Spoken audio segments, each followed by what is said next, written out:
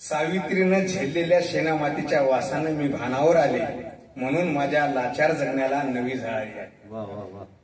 आणि रमाईनं पचविलेल्या दुःखाचं गणित जाणून घेता दुःख सगळंच बसलेल्या माझ्या जगण्याचं कोडं सुटलं. अशा प्रकारचे विचार मांडणारी रुपाली वागरे वैद्य यांनाही या ठिकाणी विनंती करतो की त्यांनी त्यांची एक रचना सादर करावी.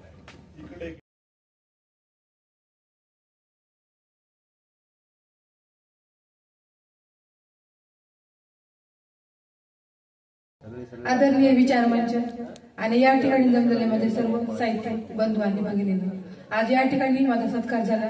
खूप छान वाटलं. आपलं सर्वांचं प्रोत्साहन मला नेहमीच लाभत असतं, यापुढेही लाभावं अशी अपेक्षा व्यक्त करते आणि आपल्या समोर एक छोटीशी रचना सादर करते.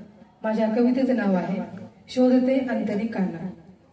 तू त्या मोरपिसासारखा शांत निश्चल संयमी, तू त्या मोरपिसासारखा शांत निश्चल संयमी, भाळले मी तुझ्यावर आणि शब्द झाले निकामी. मोर पंखापरी हुरहुरताना आठवणी अजूनही झुरती, कंठात दाटतो हुंदका का कळेना तुला प्रीती. नक्षत्राच्या झुल्यावर प्रीतीची जडली बाधा, विरह होता अनावर वेडावते अल्लड राधा. येशील का कृष्ण होऊन, येशील का कृष्ण होऊन दव भरल्या तिमिरात, शोधते अंतरी काना, शोधते अंतरी काना, राधा हो मी प्रेमात. धन्यवाद.